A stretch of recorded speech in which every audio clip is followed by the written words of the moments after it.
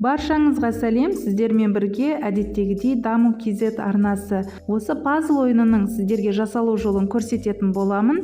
Менімен бірге болыңыздар.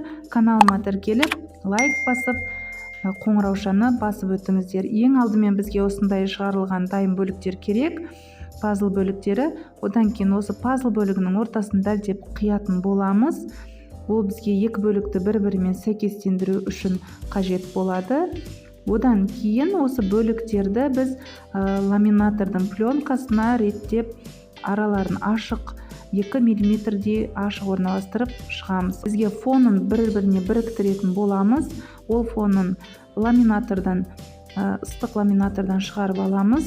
Осы дайын болған фонға бағанағы бөліктерді липучка арқылы жабыстырып шығатын боламыз. Бұл бөліктерді балалар өздері суретіне және сұрақтарына қарап бір-біріне жабыстыратын болады. Сабақтарыңызда қолданып, оқушыларды ынталандырып, көңілді сабақ өтулеріңізге тілектеспін. Осы пазлдарды PowerPoint бағдарламасында қалай біріктіріп жасауға болатынын келесі сабақта көрсететін боламын. Осы видео ұнаса каналыма тіркеліп, лайк басып, комментарий қалдырып өтіңіздер.